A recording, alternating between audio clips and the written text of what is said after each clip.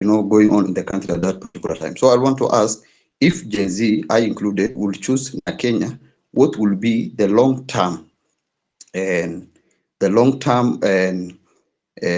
vision of Kenya for Kenya, and including the transforming Kenya from a low income country to maybe upper middle country, and the issues of free healthcare and education, such things, because right now we are tired on how they will bring the price of unga down and such things. Yeah. Thank you. Over to Deborah now. Deborah, Kenya, and Henry, a minute each for a question. Hello, everybody. Loud and clear. Okay, great. Thank you, Martha, for joining, and also thank you, Marge and Hillary, for hosting this. The only thing I want to talk about is changing the status quo. How can we change the status quo of IEBC when it comes to presidential counting of votes? This thing is very personal to me because, as we all know, Diaspora, we always take part in election. Somebody like me, I'm always in Kenya, being an observer, watching everything that goes on. Even the last election, I was in Bomas, sitting down, watching. We went to the polling stations. Everybody voted peacefully. When it comes to tallying, that's where the issue is. Now, my question to Martha is this: how can we change the status quo so that election is finished at the constituency? By the time they're announcing who has won that constituency, they also announce who has carried that constituency in terms of the presidential counting. Because a lot of rigging happens in Bomas. So how can we demolish Bomas and we take this election to the constituency level so that we know by the time Kenyans go to sleep, by the time they're announcing who the governors is, you know who has carried that county in terms of presidential votes, so that we don't have this long run, 7 days, people are still counting things in Bomas. We should have been counted in the constituency. So how can we change this status quo from counting election tallying in Bomas and take it back to constituency? That's where people can be more accountable. They can count these votes while everybody is seeing, and they say, okay, in this constituency, this presidential candidate carried the day. Thank you so much, Thank Deborah. Kenya, Henry, and then 6,000. Okay. Mine was a quick comment, and one thing is messaging is something that we should be very clear on, and how we put our message out. I just wanted to make a comment on Gen Z's is not exclusive. It's not excluding everyone else. So I wanted. Can I speak? Hold on a little, Henry. Kenya is speaking. I think you can just not hear him. Yeah. Kindly wind up. Yes. I can hear him.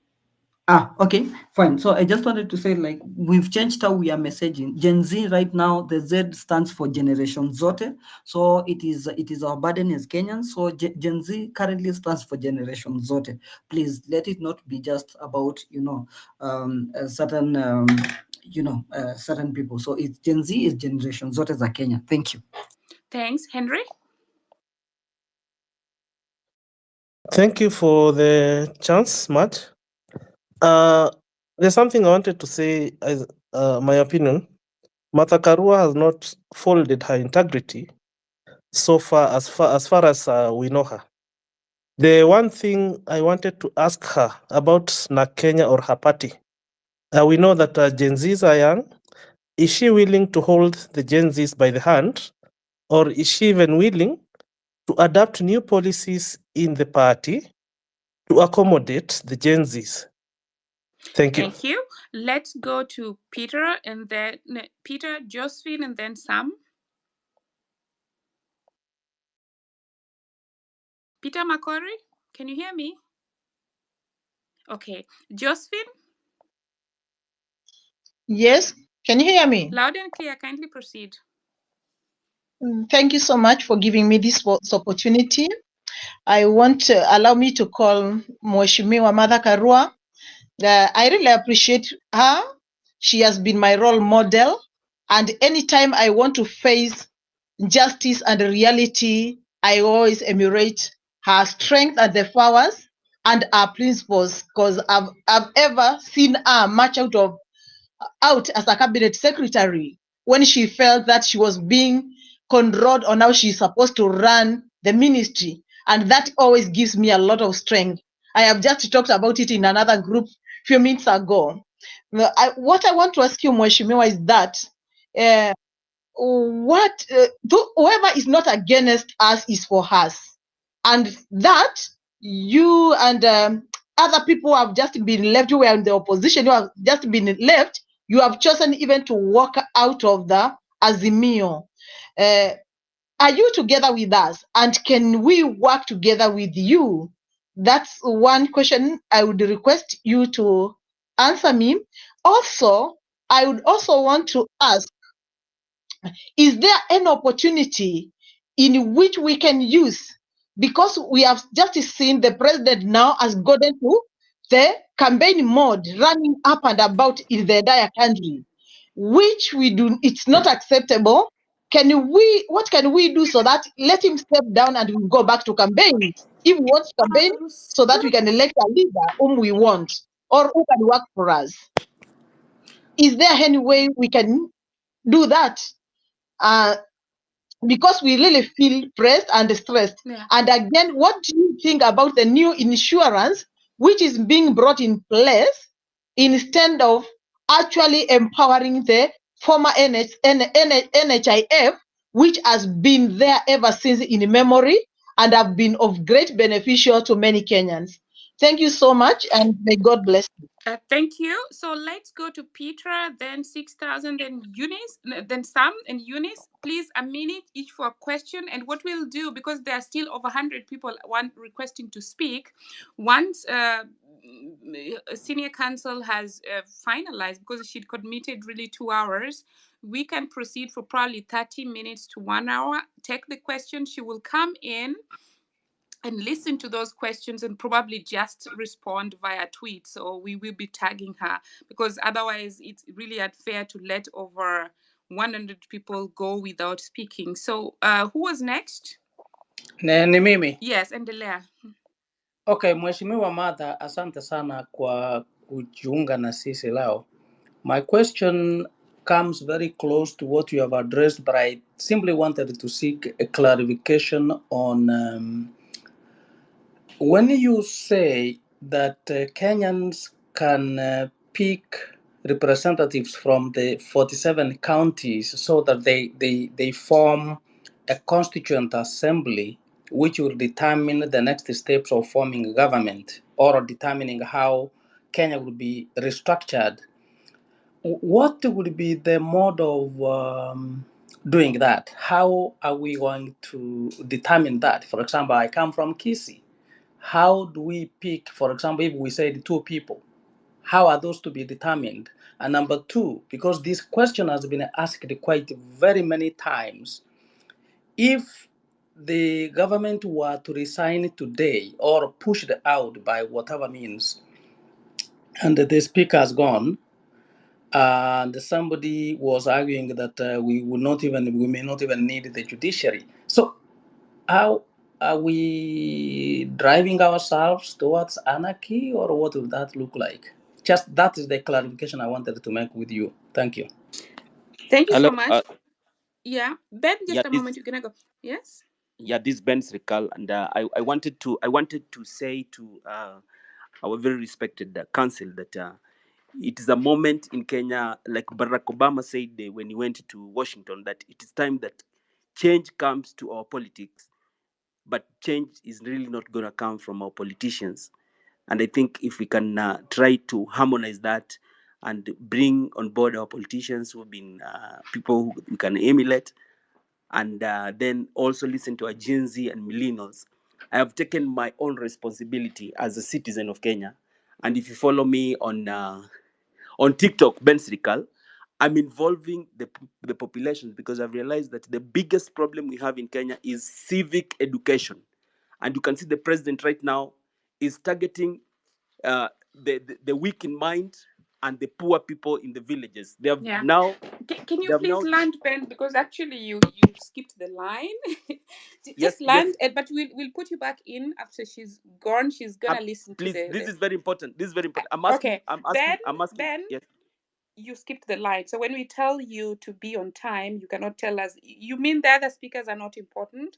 Sam, Tom, and Six, and Eunice, we have only 4 minutes to go. So 4 minutes, a minute each, so that senior counsel can have 10 minutes to at least finalize. Yeah. And after that, we'll bring you back in and you say more. Yeah.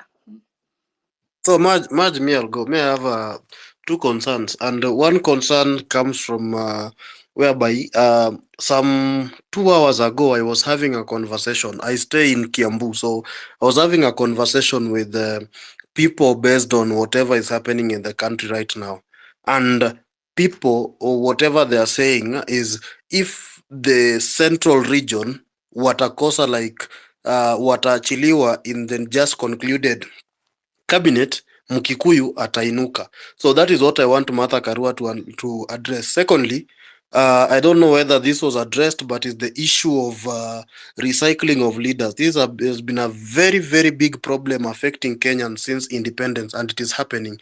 Because I saw somewhere Nuro Kanga say, Oparanya has been in government for 25 years, and it is still, it keeps on happening, because that is where our problem is. The moment we do away with all that chaff, that is where we are going to get a new beginning. We cannot even have our own leaders right now to accommodate them in parliament, because they are going to be consumed with the same evil that is going on in that parliament, and they'll end up.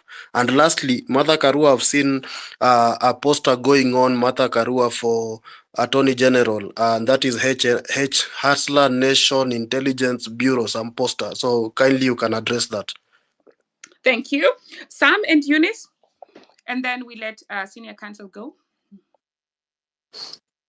Thank you very much, Marge. Mine is very a short one. First, allow me to thank Mama Martha Karua for the great inspiration that she gave Kenyans in 2022. That campaign was robust, the first credible female candidate in the presidential ticket. Although the dream was not achieved, but I think the fruits planted will grow one day. And that dream here, itawezekana siku moja. I'll ask Mama about, there's a clause in the Kenyan constitution, which is really like the silent enemy for the diaspora, that makes us ineligible to have state jobs and become state officers should we have citizenship of other countries where we live. And other than just dwelling on this diaspora vote, which I think is hubris, diaspora vote actually is very negligent. It is negligible, less than 10,000. My biggest concern, is there a possibility you could mobilize to have Kenyans qualified abroad, can work in their countries, return to where they are, just like Indians and Jewish. Right now, Netanyahu is in Washington, D.C. She could be an American citizen, but they're very actively building their country. So that's my request, that Kenyans can be allowed to have it both ways. Secondly, is it not time we can go back to the Bomas Constitution and bring back the original parliamentary system where people can negotiate, consensus is built, rather than this kind of ukora of presidential system? You go to an election, then I drop you down, throw you down and throw you down the bus, as we have seen it. Can you help Kenyans to go back to the original Bomas Constitution? And finally, without discussing people, is it also possible now that we can divorce presidential election from legislative elections? As some lady also mentioned here, there's a lot of things going on about presidential. Can we have them separately, the gubernatorial elections and presidential and legislature? So that way we have some kind of continuity, and parliament does not have to be subject to the presidential whims and winds. Thank you very much, and for hosting us, Marge. Thanks, Sam. Eunice, last question, and then can you hear me? Loud and clear. Okay. I want to thank Martha. She became an MP when I was in class 7. And as a little girl, I said, I want to be like Martha Karua when I grow up. I haven't become yet, but it's still a journey. Martha, once time you see that leaders are a reflection of the society. And as a business person, we also say that culture eats strategy for breakfast.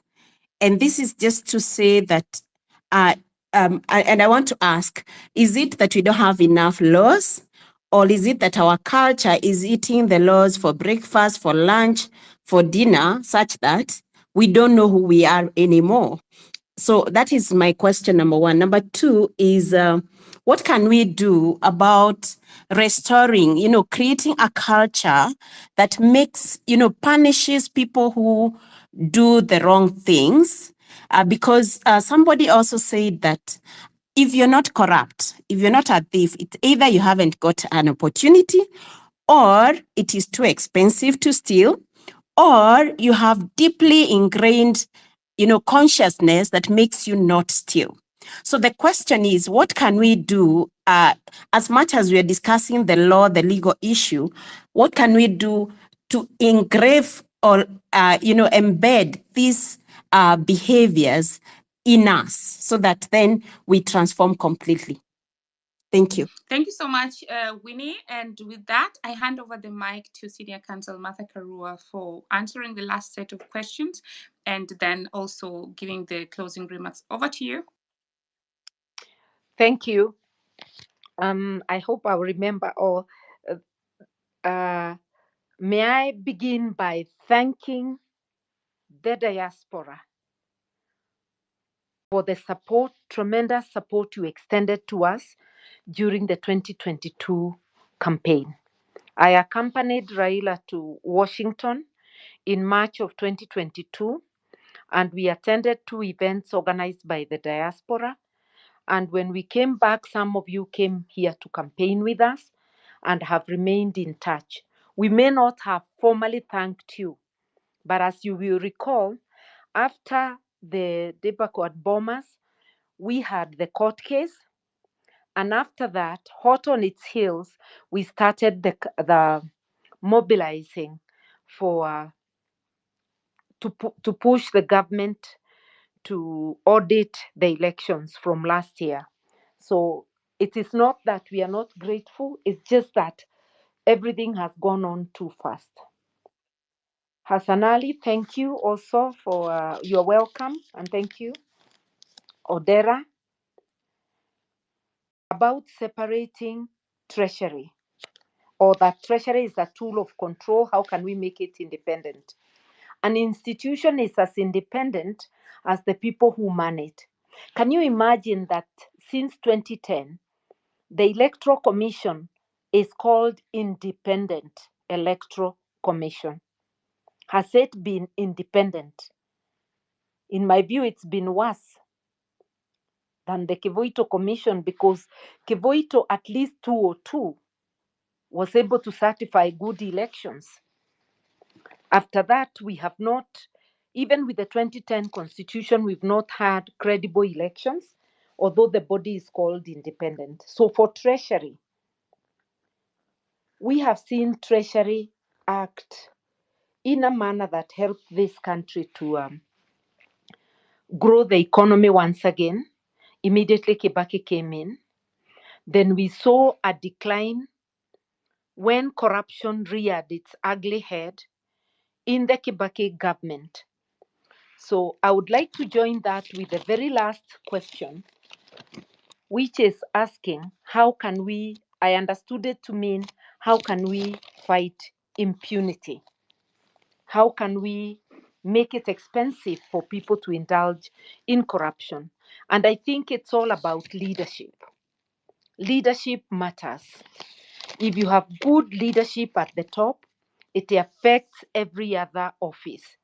And you saw during the first Kibaki era, we had not changed the constitution, but you saw members of public helping to apprehend or to force policemen to return bribes. You saw people queuing to pay taxes at the KRA.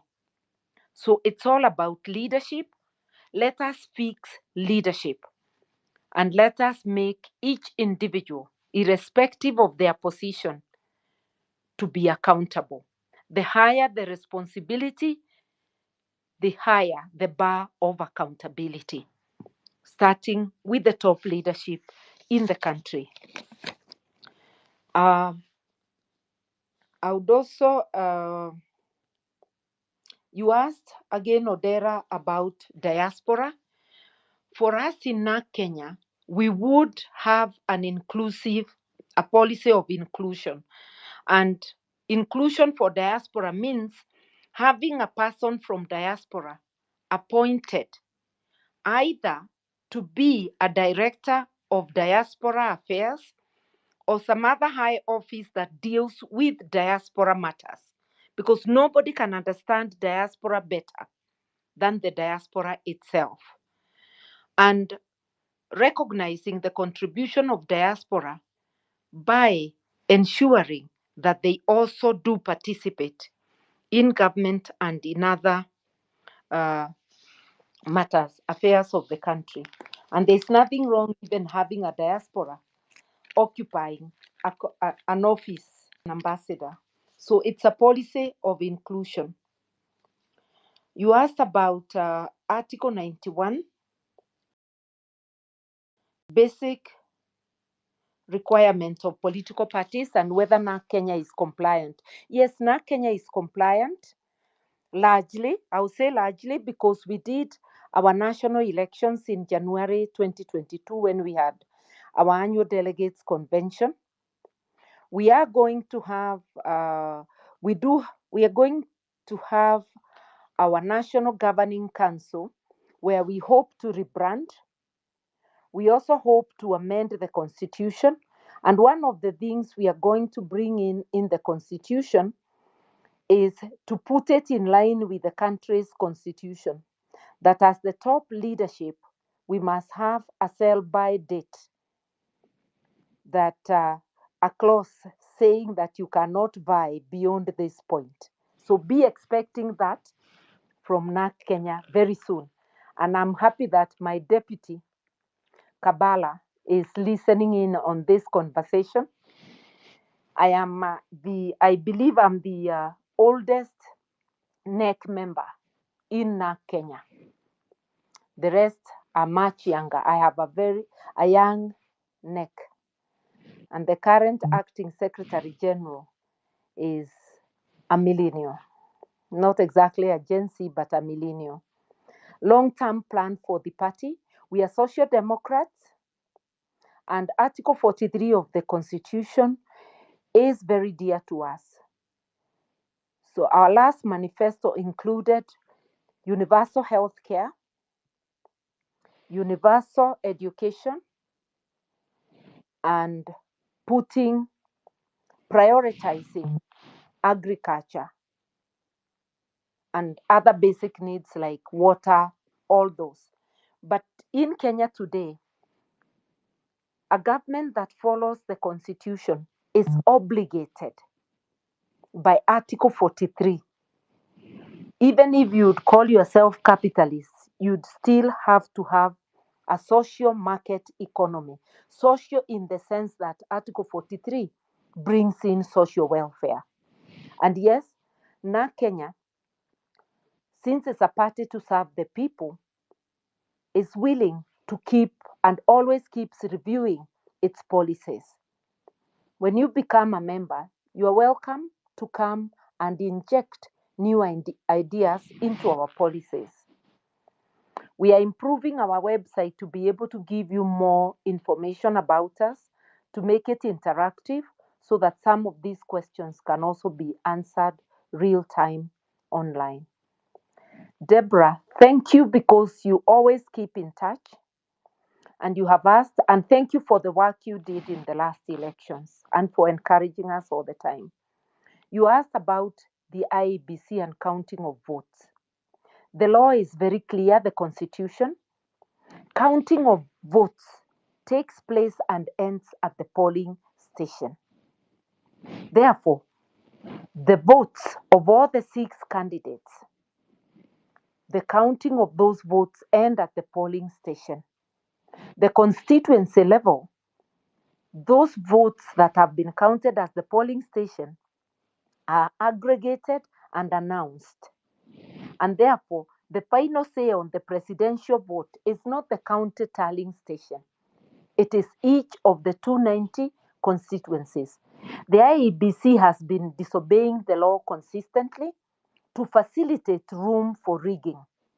There is no such a thing as the returning officer for the presidential elections. There are no elections at the tallying center, whether at Bomas or any other place. The votes count ends at the polling station, aggregation ends at the constituency, and therefore at the National Tallying Center is actually aggregating the 290 constituencies, a job that should not take us more than 1 hour. And since the average polling station has only 700 votes, no polling station should take more than 3, maximum 4 hours counting. So by the end of the night of polling, by midnight, the National Tallying Center should have all the votes in it. And by midnight of that day, people should know who the president-elect is. This delay of 7 days is to facilitate manipulation, and that's what has been happening. So we don't need new laws. We just need to enforce the law as it is. And I like it that you have raised that issue, Deborah, because it's an issue that has brought a lot of problems in this country. You've also asked about, I've been in elective politics for 13 years. This was elicited by the comment of Kenya Daima, and thank you for your compliment. I've been out of elective politics now for 13 years because I last was elected as a member of parliament in the term that ended in December 2012. I have not ceased to stand up for Kenyans. My voice has not diminished. And if you allow me bragging rights, my voice has even been louder than most elected persons who are earning salaries. So yes, I'm willing to work with all progressive Kenyans, including millennials, including Gen Zs, so that we get a better Kenya. Josephine, you asked whether I'm supportive of the Gen Z. Yes, I am. And as I've said, I'm also supportive of all progressive forces. Let's find a way to keep pressure on this regime to do what is right. Let's find ways of putting pressure so that they can hear the wish of the people for them to exit. How do governments in the West resign? How do individuals resign? We can do it. The Gen Zs have made us realize our agency again, and I know this can happen. We all have a duty to think individually and then together on how this can happen. The new insurance is a scam. You can see the person who was heading William Ruto's insurance agency is now the one to head this, the company that is going to control this new insurance scheme. And there will be gatekeepers who will determine who gets paid and at what. It actually diminishes access to health rather than makes it bigger. It's one of the things that are totally opaque and one which we must keep the pressure on. How do we choose representatives for a constituency assembly? Would it lead to anarchy? It is not something I can say I have thought through completely, but I was quickly thinking, how are the Gen Zs communicating? Even so that Ruto could pick it up, or Kenyans everywhere could keep it up, pick it up and act on it. How did they communicate with Ruto so that he recalls the Finance Act or sacks his cabinet? It was through social media. And I was imagining that if my home county is asked to bring 5 people, there would be debate among the Gen Z and among people, and a consensus would be arrived at. especially if we begin not by the names, by discussing the criteria in Chapter 6. And if we are clear that if we are asking 6 people, we want, let me assume 10 so that I'm able to do the math quickly. If we want 10 people, then we say 6 are youth and 3 must be women, 3 men. And among them, let them find a person, maybe with disability or a marginalized person. And then we say the other 4 are women, mature women, and men. They are going then to apply this criteria of Chapter 6, and they'll be able to get those people. If it is a constituency which has 4, it's a county with 4 constituencies like Kirinyaga, they will have, in accordance with the constitution, locate those people within the 4 constituencies. It is clumsy because it's not something that is defined, but this is our time to think through those things so that tomorrow we might even want to have regulations on how to activate those sections. So your guess is as good as mine. And I do not believe that resigning of a government or running it out of town would necessarily bring anarchy. Our constitution is clear. The army remains in the barracks. The police continue policing. But everybody brought in politically, like the principal secretaries, when a regime goes, it goes with its entire complement. Anybody appointed politically comes to an end. And in the ministry, they are civil servants. The highest ranking civil servant will be the acting. But these are things to think through. Very quickly, why should we be recycling leaders? My answer is simple. It's not the number of years somebody has served. That's why you are seeing Bernie Sanders in the US, a very old man, or the 2 presidential candidates before Biden left were both over 70. So it's not the number of years. You can have a Gen Z who is as corrupt as they come, and an octogenarian who is upright. So let us apply the criteria given by the Constitution on good leadership, and let's get leadership, quality leadership. The problem is not whether one has served before.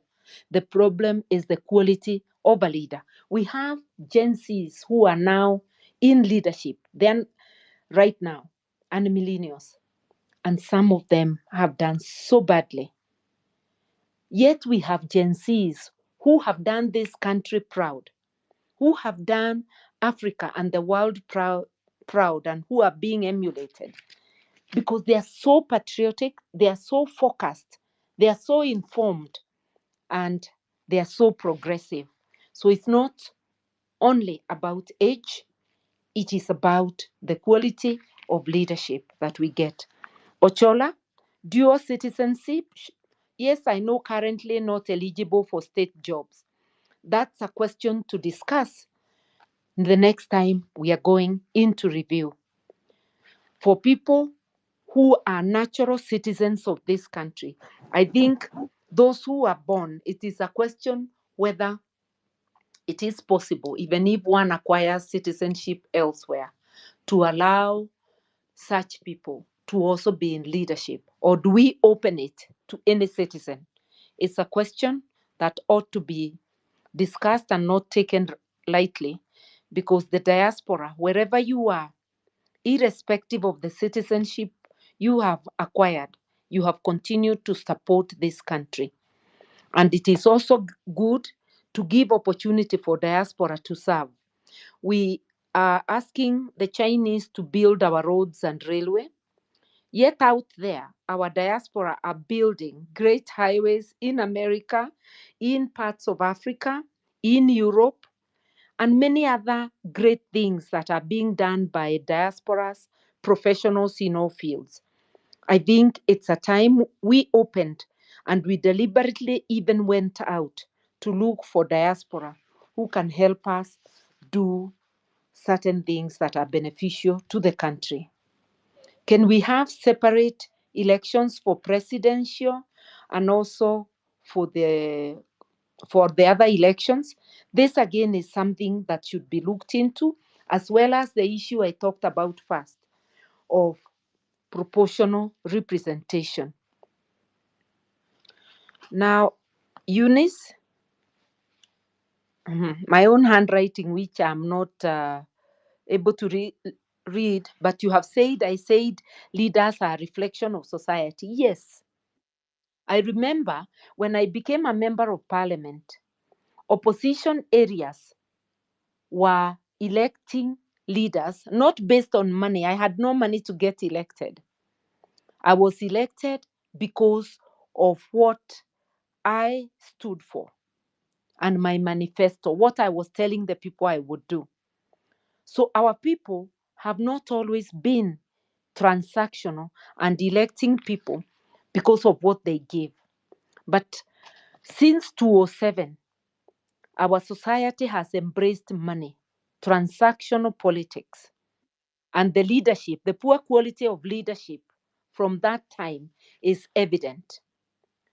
So we need to have an open discussion with ourselves, and I'm hoping that the Gen Z will lead us into this also, that we must drop money politics and we must elect people on merit only. Like I said, that change will begin with your county and your ward. This is something we can do. Kenya is big, but if we band ourselves around our wards and our counties, it is possible to begin this conversation and to transform and to also mobilize our Gen Z and everybody, not only to pick the vote, but to participate in voting.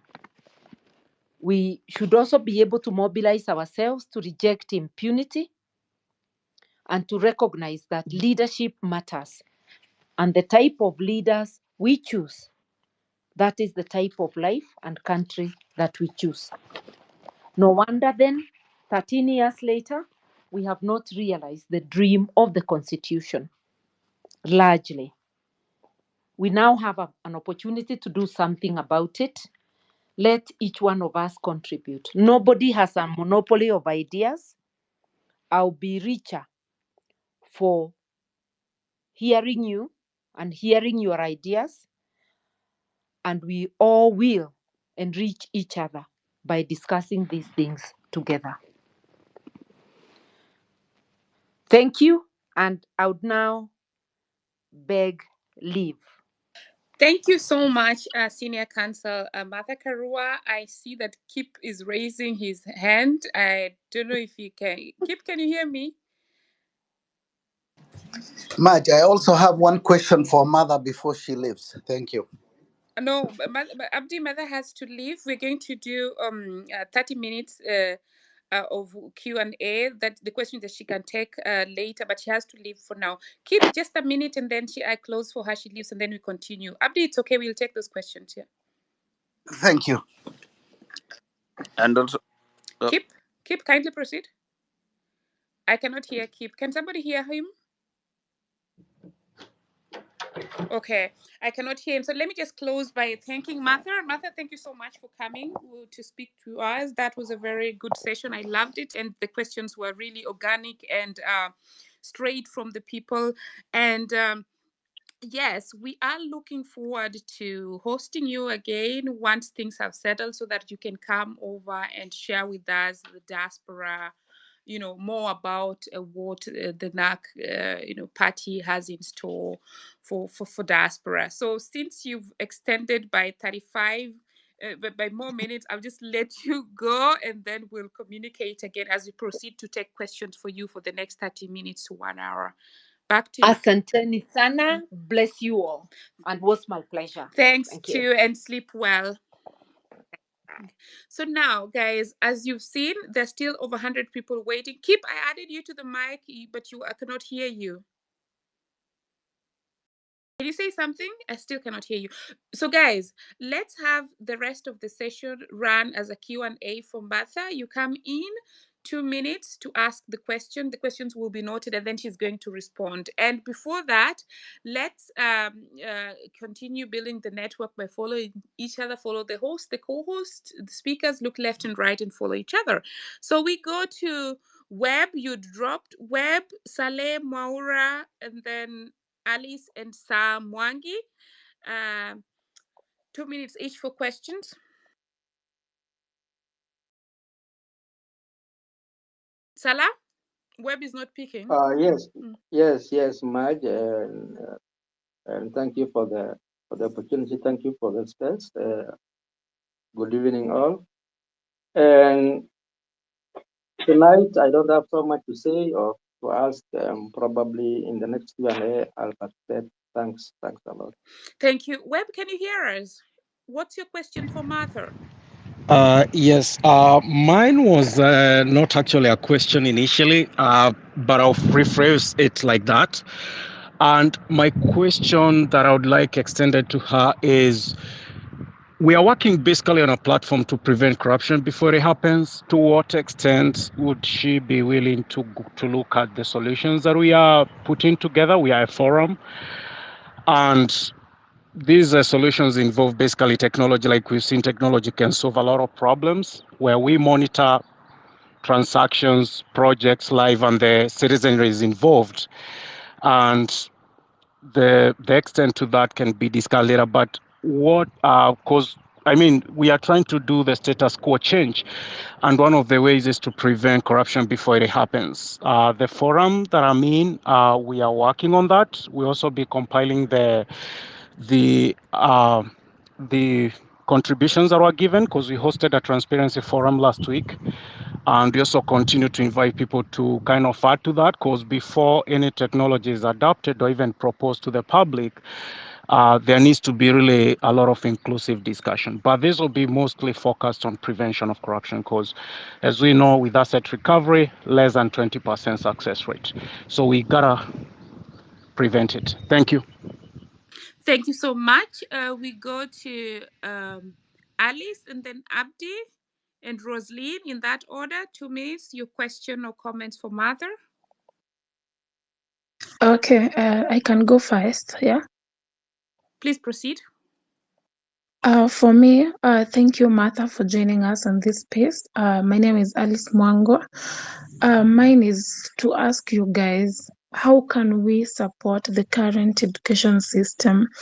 Many people are dropping out of uni due to lack of school fees, especially considering the current funding model, which means now unemployment is not going to be an issue, education is going to be an issue. How can we revive ourselves? Yeah. Thank you so much, Alice. The question is noted. We go to Rosaline and then Abdi. Thank you much for hosting the space, and thank you for the opportunity just to make a contribution. I'll appreciate the insights that we've received, especially in regard to pursuing constitutional means to, push for accountability. My question is, in light of the fiscal abuse and financial irresponsibility we've seen at large in the executive, what measures are there in the constitution to limit the, the fiscal right or ability of the executive? Because, for example, with the loan, or rather the debt situation, we've seen it going from 2 trillion to 11 trillion, and that's because the executive took over the right of parliament to borrow or to limit or govern how much is borrowed in the country. Then again, we've seen MPs vote for unconstitutional offices to retain their budgets instead of key areas like healthcare and education. So how can we rein in that power and bring it back to organizations like the Treasury and, with the relevant ones that can handle fiscal decisions in a proper way? Thank you. Thanks, Rosaline. Abdi and then Maura. Thank you much, and Hillary again. Can you hear me? Thank you for hosting this space again. You can hear me? Yes, loud and clear. Okay, thank you. My Yes. question to Martha was regarding the appointment of the opposition MPs to the cabinet. Does the appointment of these opposition MPs to the cabinet violate the principle of separation of powers and checks and balance as outlined in the Constitution? Can the appointment of these opposition MPs to the cabinet be considered as establishing unlawful government under the current constitutional framework? What are the constitutional implications of appointing these oppositional MPs to executive positions, and how does this impact the role of the opposition in holding the government accountable? And that leads to my question. In this event, the opposition MPs are appointed to the cabinet. Can the people themselves assume the role of official opposition? And if so, what are the mechanisms or legal framework that support this arrangement under the Kenyan Constitution? That was one of the questions I had for Martha. The second question I had for Martha was the removal of the president through people-driven referendum. Is there any constitutional basis for the removal of a sitting president through a people-driven referendum under the 2010 Constitution? What are the legal avenues available for initiating such process, if any? And how does the current Constitution framework ensure accountability and provide mechanism of removal of a president if deemed necessary by the public? Thank you. Those were my two questions. Thank you, Abdi. Let's go to Maura, then K.D. Lee, and then Tom. Okay, thank you, Maj, for hosting the space, and Hilary. I only have two questions. One for Mheshimiwa Martha Wangari Karua. One, how can we make sure that our parliament is completely independent of the executive as envisioned in the constitution? Because that is what is bringing problem in our country. That's the first question. The second question, since a government is minority employer, how can we make sure that there are good and conducive climate for investment in Kenya? Because all these people who are leaving universities and colleges needs employment. And number three, how will she make sure that she stamp out corruption? Because we are losing billions in corruption, and if we stamp, I'm sure that the amount of taxes we are paying as a country is going to come down. Thank you. Only those three. Thank you very much, Marjorie Hilary. Thanks so much, Maura. I think it was K.D. Lee, Tom, and then Matthew. Then we go to Hannah. K.D., can somebody else hear him? I cannot hear him. Hilary, can you hear him? We can't hear him. Okay, Tom? Tom Boya? Well, thank you. I hope I'm audible. Thank you, Maj, and I greet you all Kenyans in the name of your ancestors. So I request to be given at least 3 or 4 minutes. The reason is this. As we are discussing changing the status quo, I wish you would have started by defining what is the status quo. I believe that Kenya is sick. The sickness is theft of public fund. Sickness is poverty, slavery. When you go for treatment, a focus is always based on treating the cause. More often, we find ourselves discussing the symptoms. And in my perspective, until we discuss the root cause of the problem, then we are wasting time and we will not get everything right. This is so deep, this is so extreme. I wish someone who is more experienced like Martha would have been open enough to discuss the detailed issues on the root. Number one, colonialism, foreign interference, religion, cosmetic electoral cycle, democracy, and capitalism. When I just go ahead to illustrate a bit, this is evident. So, Tom, can you please put those as questions? Because those questions were not placed onto her, so we cannot say she wouldn't have responded. Well, my question is this. How do we address the root cause? It is deep. Okay. I see an example. It is happening in Niger, and people are silent. Thank you. Thank you so much, Tom. I just wanted to ensure that more people also speak. So that is a question she can answer, and I think she's very competent to answer that. No worries. She's going to listen in. Matthew, and then Hannah. Matthew Etabo? He cannot hear me. Wakili, should you want to speak, just open your mic, I'll see it, and then you can chime in, especially on the legal matters. Over to you. Yes, 1 minute. Ndegwa, please don't make noise. Thank you very much. There were some substantive questions that were put. One was how a referendum can be structured to remove a sitting president. Let me begin by saying that we all have in mind the provisions of Article 1 of the Constitution, which has created two levels of public or people's participation in governance. The first level is where people are electing their representatives, and the second level is where they are participating directly in that process.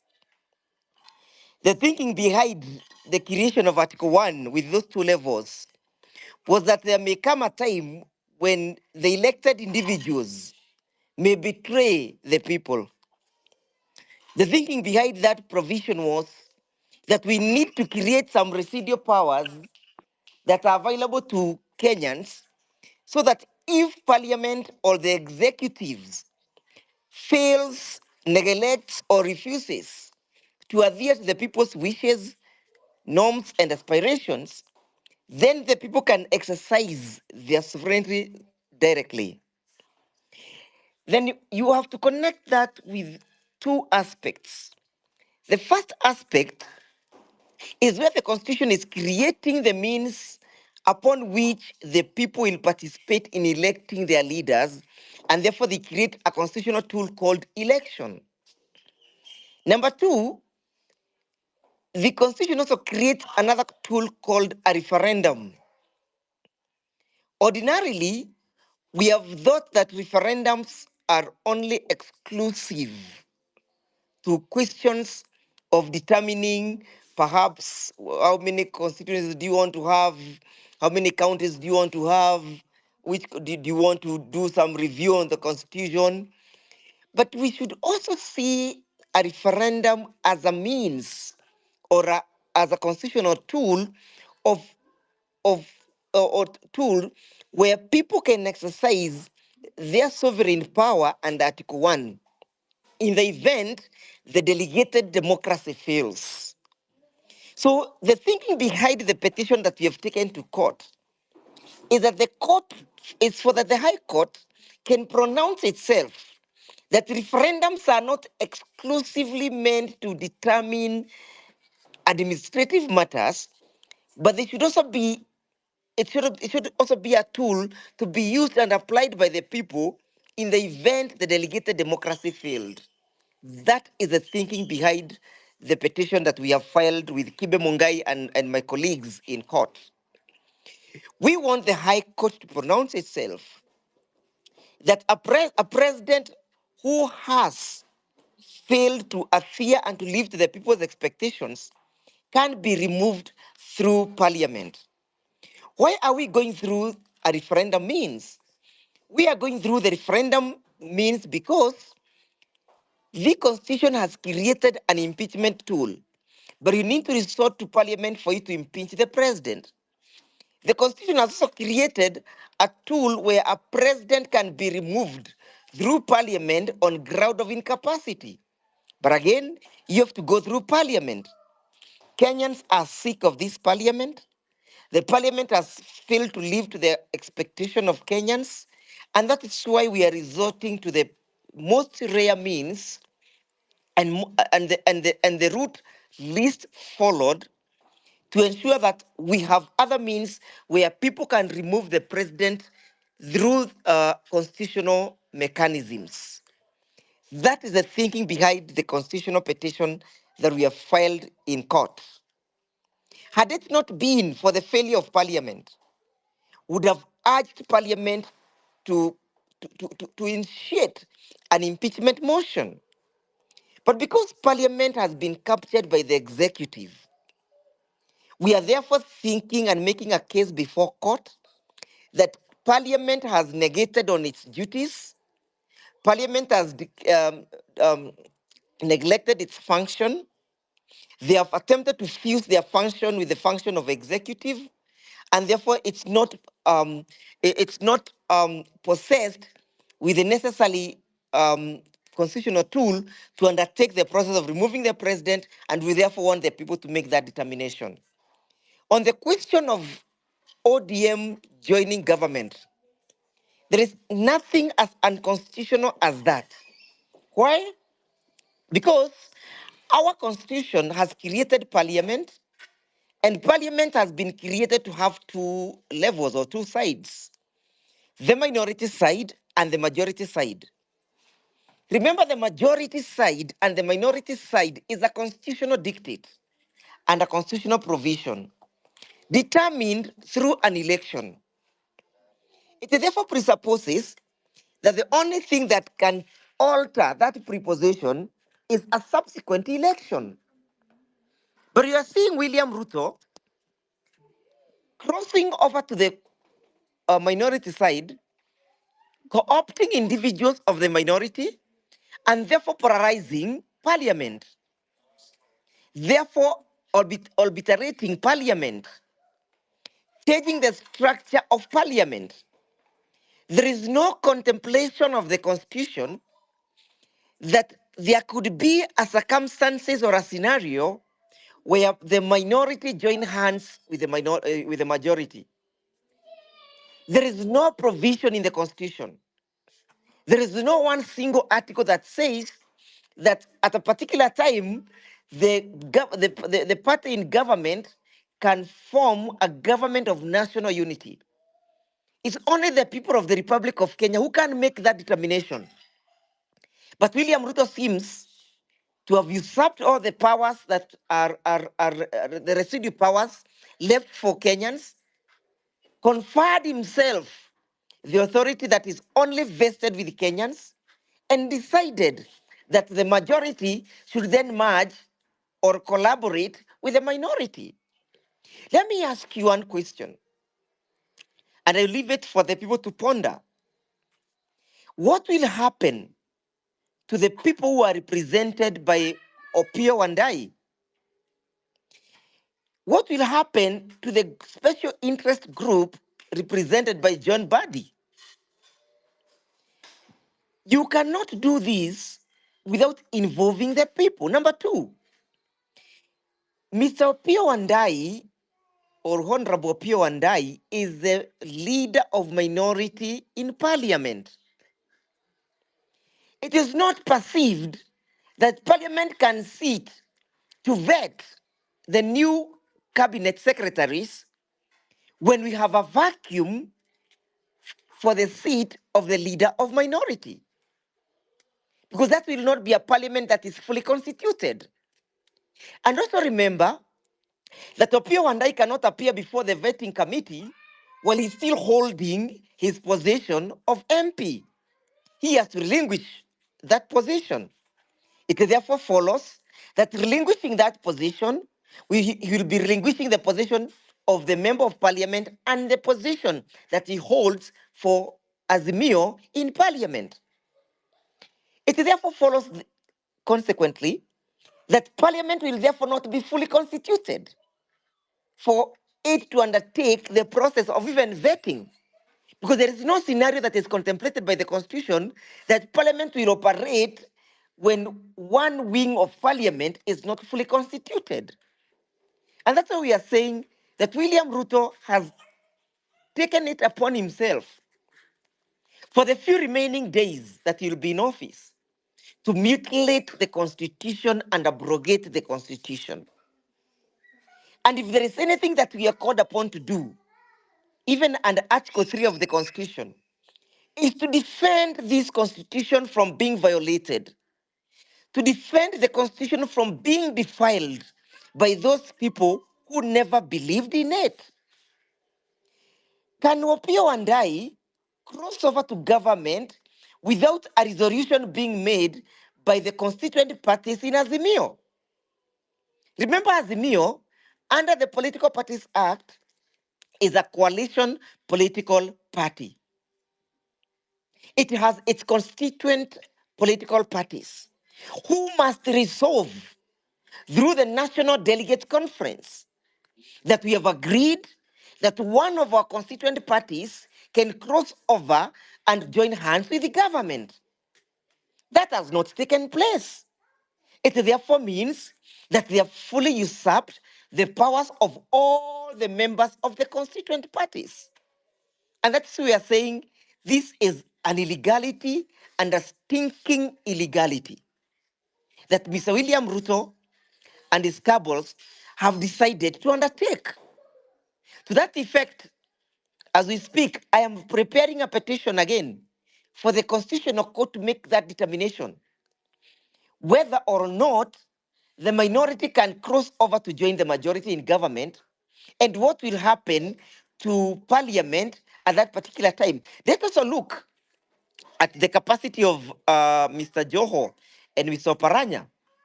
Are they not leaders of political parties? Is their party not a member of the Azimio? Is Azimio not the minority in parliament? Can they therefore also join hands with the government when their political party has a position in parliament of the minority?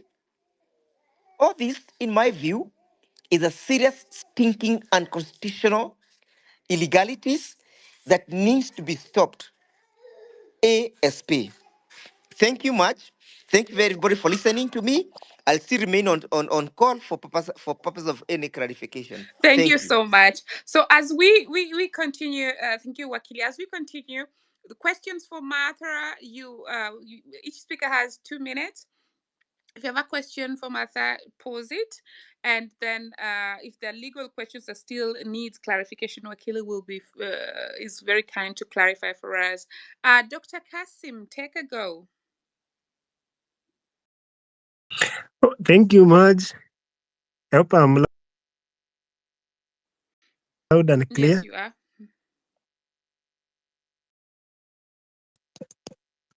Okay, I have a question on Wakili. When Ruto was appointed the last 10 cabinet secretaries, I heard him say that is directly the justice and something during demonstration. So I was left wondering, how is justice only the league of demonstrations which being demonstrations, which is their right? Why are they arrested? So according to the president, they have been arrested legally and there's a favor he is doing to them. Then number 2, a question I've been asking this was, but I've not got a response. Gen Zs, most of them are people above 18 years. Most of them have ID cards, but a number of them are not willing to register as voters because of the kind of system we have. But they will be willing to register if we had a better way of managing our elections. If we are to amend the constitution, my biggest question has been, why is there a clause that for us to amend our constitution, it has to be signed by registered voters? Why should we limit Kenyans above 18 years from participating in amending the constitution? Yet they are the majority of the people who are really suffering. Thank you. Thank you so much. Let's take 4 sets of speakers.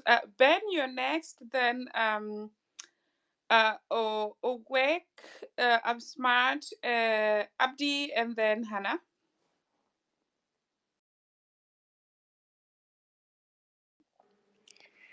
Okay. Thank you so much for giving me this opportunity. I only wanted to we've been involved in these talks a lot, and as the people, we are trying to come up with way forward, and we are only asking people, our senior people like Martha Karua, who we really respect, to be able to help us in coming with the way forward as Gen Zs and the millennials.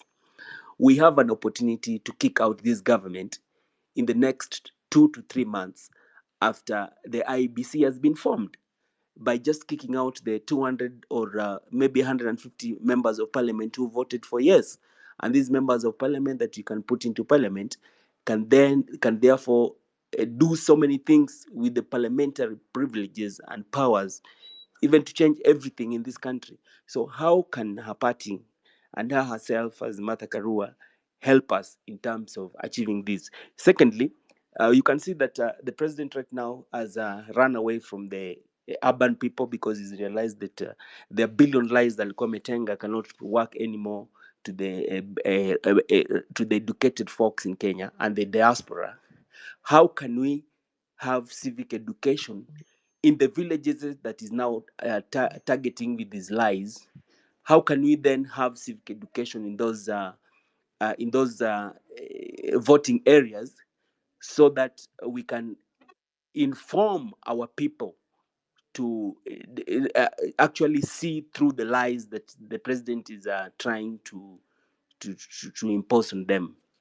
And then lastly, if you go to my TikTok page, my TikTok account under the name Ben Serikal, you will find that I'm trying so much to come up with people that you can have civic education and inform our people on their voting rights, on the fact that they should not vote because of the handouts they're being given.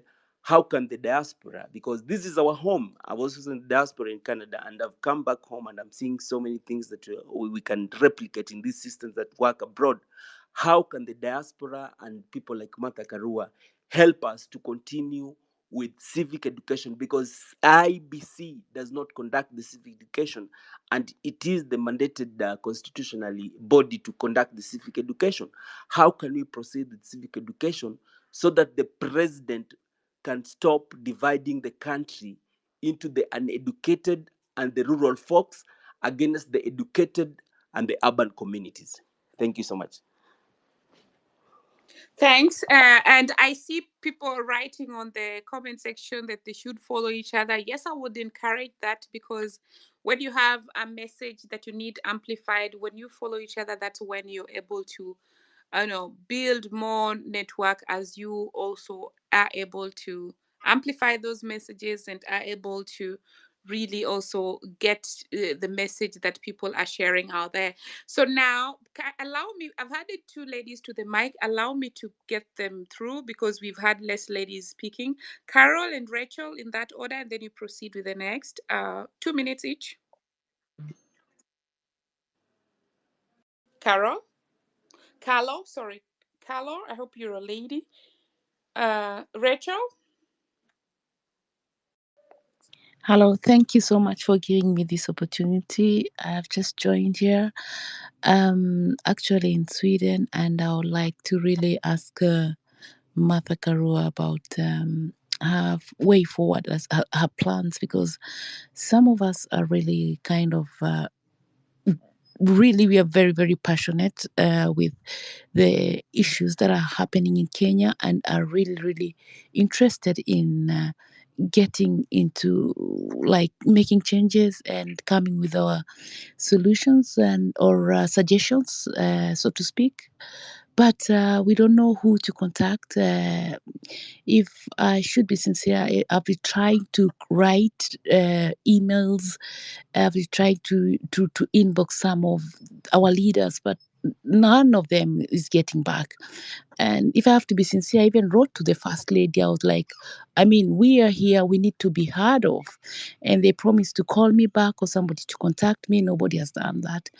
Of course, we are trying to get into this platform just to be heard, because we really think we can come with one or two suggestions that can help build our country or bring the changes that we really want to see in that country. Thank you. Thank you so much for dialing in from Sweden. Like we said, we're doing, I think we're going to end at the top of the hour while taking questions for Mother. She has been here for 2 hours with us, and she will be listening and responding. I see Professor Kivuta Kibwana. Thanks for coming, and feel free to pick the mic. I know it's late, but I've sent you the mic. Feel free to speak, to pick it. So let's proceed that way. And thanks to everyone who's still on. I think we're going to the third hour, and as you can hear, it's getting late from this end also. So let's go to Carlo. Carlo, are you able to speak now? Okay, then I'm Smart always, and then Hannah, in that order. Thank you very much, Marge, for the opportunity. I can say that it's a wonderful discussion and a wonderful opportunity to also, just raise our queries. So I had two questions, and one of the questions Ndego has dealt with it extensively. So he can actually answer the second question. But just before I go to the second question, while he was answering the question, I mean, I was agreeing with him. I was there nodding with the response that he gave until when he got to the point where I had the two words mutilate and abrogate. And the next thing he said is that he's going to petition the Constitutional Court. So I was left wondering whether, excuse me, whether what he said that there is nothing against the law in for the president, that the president, I mean, there was nothing wrong that he did in appointing the opposition members into his cabinet. But then again, he still came and said that what the president has done was to mutilate and abrogate the constitution, and hence is going to petition. So I would like just to clarify whether what the president has done was right or wrong. And my second question in regards to that was from the moral point of view, working with with the regime, with the government that seems to be not doing the right thing in the sense that there's a lot of corruption in it. There's a lot of corruption going on. How would it appear now to the people appointed and basically the opposition come 2027? Can the failures of this current regime be ascribed or apportioned to the opposition? And probably could this be what the president is trying to achieve at the end of the day? Those are my questions. Thank you. Thank you. I think if he's ready, he can respond directly. Wakili?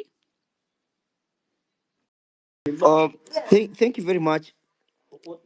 And I would really wish to hear my uh, learned senior professor's view in this respect, of where the president crosses over to the minority and attempts to mutilate the composition of parliament. I would still reiterate what I said smartly, that it's not, or there's no provision that requires the president to do so. When we wanted to do a government of national unity in 2007, we had to amend the constitution to create that clear provision. A provision that there will be a government of national unity.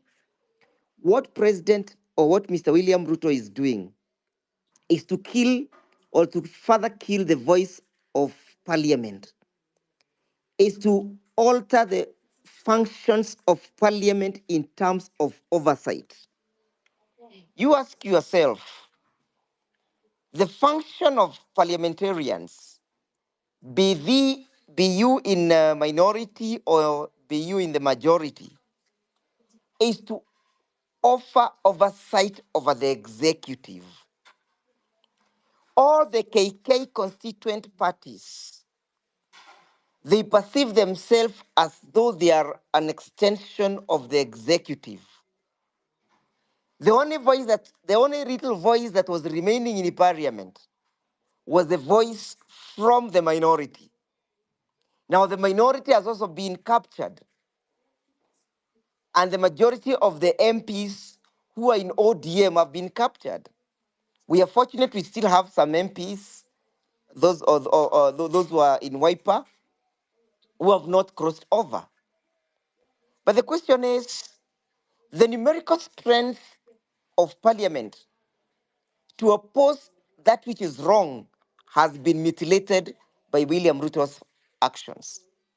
And you'll bear me witness that Mr. William Ruto, being crafty and being what he is, has gone ahead to invite the minority so that nobody will question the character and the integrity of the persons proposed as CSs.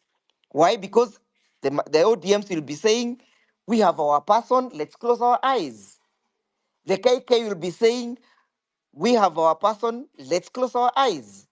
So at the end of the day, what will not have is an accountable parliament, is a parliament that is responsive to the people, is a parliament that is representing the people, knowing very well that one of the core functions of parliament is to represent the people. So I find ourselves in a very dicey position, very precarious one, very prejudicial one, that democracy is at the verge of dying. And that is why it is important for us now, the people, to offer effective oversight of a government. We need not be in parliament to ask government to be accountable. Remember Article 1 of Article 10 of the Constitution provides for the values and principles of governance. And it further says that that article bind every state organ, every state officer, public officer, and every person, including the people listening to me this evening, including those who are not in parliament, both the elected and non-elected citizens. We have a duty to hold the government to account and exercise an alternative voice of reason that is calling for accountability, that is calling for transparency, that is calling for good governance, that is calling for the observation and the implementation of the rule of law. And that is why it is so wrong for Mr. William Ruto to start agents to kill those individuals who are offering this alternative voice. Because Article 37 is a tool of holding government to account. When government says that we cannot exercise that right or that freedom under Article 10, Article 37, of the alternative way of holding government to account, what William is telling us is that he wants to kill our voice of reason. He wants to kill our ability to hold government to account. And finally, I am pushing for the idea where everybody who has been arrested as a result of exercising his freedom or her freedom under Article 37 should not be referred to as the arrested person, should not be referred to as an accused person. We need to start referring to them as political prisoners. Those who have been mutilated by William Ruto's agents, killed, maimed, and abducted, we must start referring to them as political, they are being persecuted politically. Why? Because when we use the terminology political prisoners, it changes the connotation and changes the structure of those individuals. And it changes the perception, the way we view them. You know, when you say somebody is an accused person, you're saying that somebody has committed a crime and therefore he has been charged before the court of law for an offense. And nobody will interfere with you if the law is taking its course.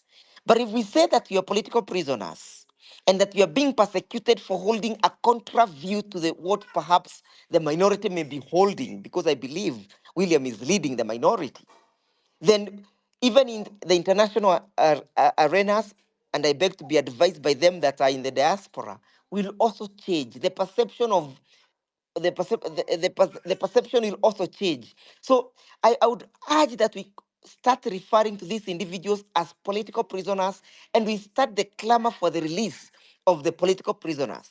Just like though it happened during the time of Kwayua Wamwere. You remember the mother to Kwayua Wamwere, they went to Freedom Corner. I think also Wangari Maathai also accompanied them, and a litany of so many other revolutionaries. They went there not to release not to clamor for the release of Koigi Wamwere as an accused person, noting that he had been accused of sedition and treason and all those things, but the release of a political prisoner. It had a different connotation and it has a different view in the international perceptions. Thank you, Marge. Thank you everybody for listening to me. Perhaps you might want to invite a professor to weigh in on my submissions. Thank you. Thank you so much. Prof is already on the mic. Professor, over to you, and thanks for being with us. Thank you very much, Marge. Can you hear me? Because I've been having some problems with my gadget. Loud and clear. Yes, I'm also happy to have listened a bit to Martha because I had some other engagements, prior engagements, and I think very interesting conversation. And thank you for hosting, and thank you for the diaspora really being so engaged in terms of the unfolding situation in our country. And thank you, Ndegwa, for that passionate exposition of the legal, political situation. In my youth, I was a teacher to Martha at the university, and it is a lady I really respect.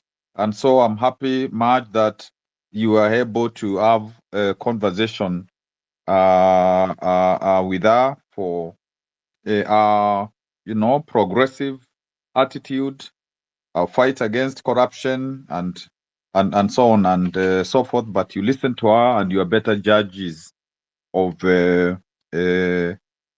Martha from that conversation and from previous engagement. I really wanted just to listen. I didn't want to kind of answer questions that will be forwarded to Martha, but let me just weigh on probably 2-3 things. What has happened between ODM and the KKA, Kenya Kwanza Alliance, is like what happened between Kano and Kadu after independence. Immediately after independence, they came together, and as a result, for a long time, there was no opposition to speak about until 1966 to 69, when there was KPU, and of course that was proscribed. And subsequently, 82, we became a one-party state by law, and we had to wait until 1991 for a reversal of that, so that most of our history before 2002 was a history of a one-party state. So that is a very worrying trend, given that especially ODM was like the main opposition party. But I think what concerns one is the party leader of ODM has said that whoever was appointed was not authorized by ODM, and I think by extension not Azimio. So it would mean that the 4 people were appointed from ODM approached the president on their own and got appointed. And so there is no coalition agreement between ODM and UDA, or even the KK alliance, or there is no coalition agreement between KKA and Azimio, because we have seen that Azimio is still intact, minus Martha saying that she has exited through NAC Kenya, and I because I didn't, I was not here early in the space, so that I could hear explain what that means for the party, for ourselves, and for Azimio. But the thing really which is worrying legally, politically, is if individuals from your party on their own, when your party has been in opposition and your coalition has been in opposition, if they go to the ruling party and are appointed in government without your authority, that should actually attract a disciplinary situation, and it is not legally right, because it's like they have actually left your party, and that requires clarification in how are they going to the government side without being sent by their political party or the coalition. Of course, it would be different if ODM exits Azimio and now formally gets into a coalition with KKA. So that now would justify that they have formed a new coalition after exiting from Azimio, after giving notice like Mother has done, and so they are right to get into a coalition with KKA, and also therefore to serve in the government, so that there is a common government. So that, strictly speaking, the in law, the government now, the fact that of these four people going into the government, you can't call it a government of national unity, because structurally and legally and even politically, their entry into this government is not clear, for reasons that I have stated, and I think also Ndegwa has stated.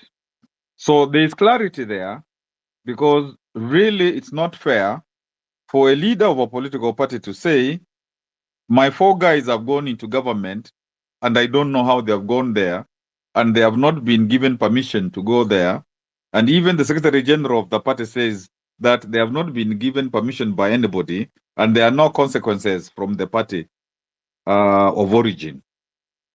Then the other point that I wanted to speak on is the battleground as we go to 2027 is really going to be in the rural areas, because usually, even when the opposition takes over the urban areas, incumbent regimes focus on the rural areas because of the fact of this negative ethnicity and some illiteracy, political illiteracy, and all that kind of stuff. So there must be pervasive civic political education in those rural areas, and even among the youth Gen Zs in the rural areas. And if that does not occur, then the kind of changes that people think are necessary will be delayed. And that is why I think the professionals, the youth, the diaspora, the faith sector, there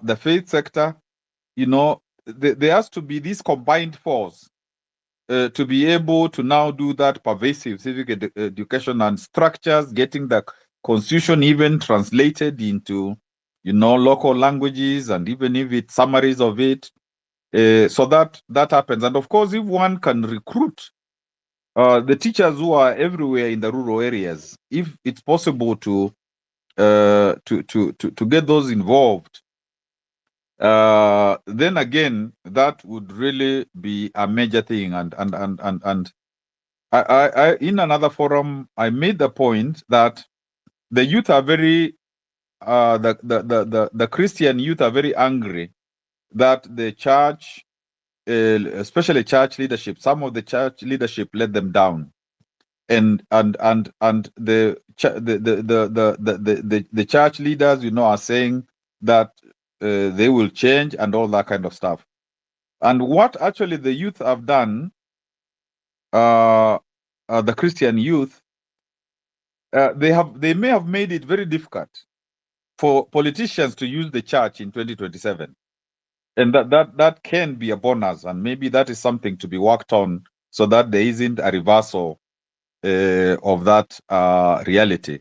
So I appreciate much that you continue from abroad to really be very present within Kenya, and We need to support the Gen Zs, to support the millennials, to support these young people so that we can change this beautiful country, so that whoever is in leadership knows that they have to be in leadership, being accountable, caring for everybody, following the constitution, knowing everybody counts, and there is transparency and accountability. That's the Kenya that we must create so that we don't slide back like South Africa is doing, like some of these other countries. This is a great country.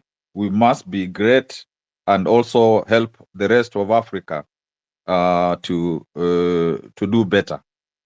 Thank you very much. Thank you so much, Prof, for coming on to share with us your wisdom and for also staying up this late. We really appreciate that. And yes, we look further to more engagements with you. Having said that, we are ending at the top of the hour. So unfortunately, because we still have so many people requesting for the mic, unfortunately, we're not going to add any other speaker to the panel. We apologize for that. But we would like the ones who are already on the panel to channel their questions to Martha. As we agreed, she's going to listen in to the last 1 hour and respond to those questions. And those who do not have did not have a chance to speak, we have noted you. We're going to give you the chance next time we host a space. Owek, Truth, Geoffrey, Onsando, and then Abdi and Hannah in that order. 2 minutes each. Geoffrey? Yes, hello. Thank you so much, Raf, for the opportunity. I just wanted to echo what my former governor, Professor Kifuza Kebwana, has just said. It would have been so bad if it would have been better if these guys from ODM were to move to Kenya Kwanza if they had left the Azimio. Once they have moved to Kenya Kwanza regime, when they are under Azimio, then that sounds so so bad to the other members of the Azimio and might to some extent attract some kind of punishment. So I agree with what my governor just Thank said. you Thank so you. much. May we concentrate the last minutes onto questions for Martha? If somebody doesn't have them, then probably they can give a chance to another. A Truth?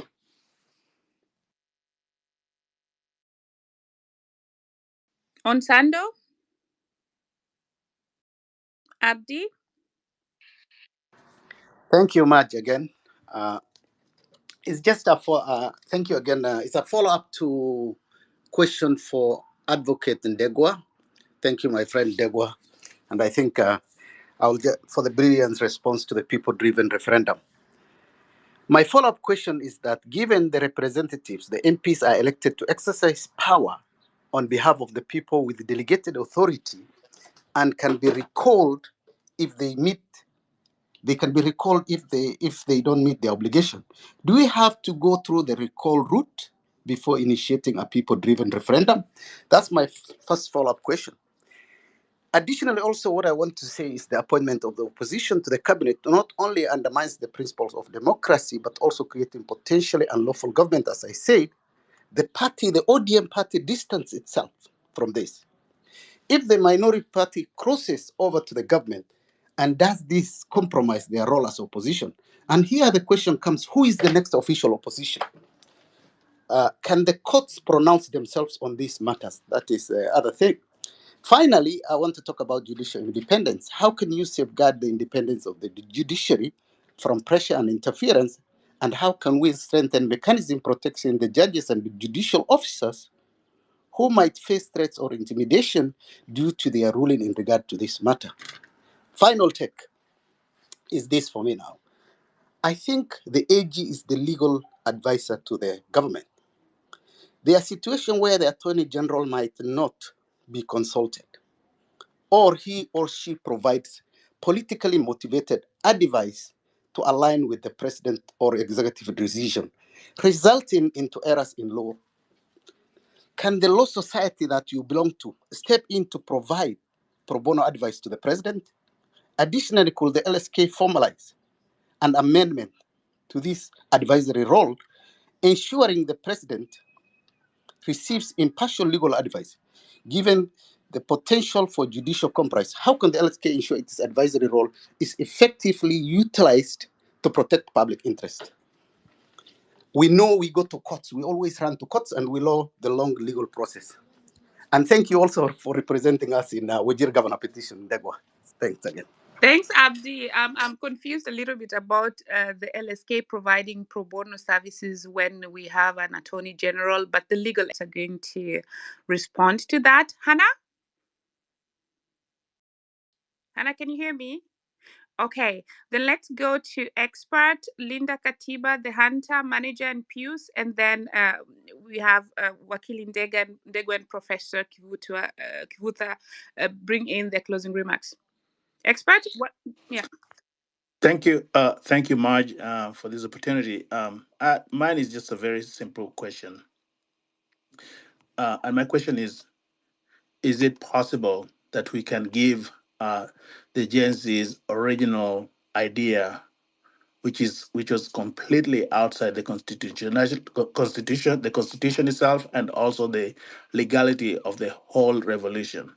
Because I think it's good for us to think correctly that we can do this. Can be the Gen Zs can actually get this thing done constitutionally, but I think that's where the mistake is happening. I think this is something that you cannot expect the sitting president to allow himself to lose his presidency through a constitutional means. He's not going to allow it.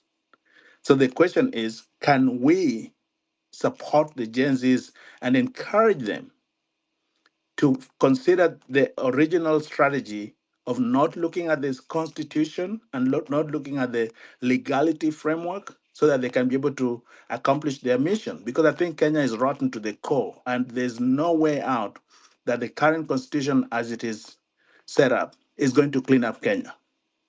As long as the judiciary remains conflicted and compromised, we should not expect radical changes in Kenya.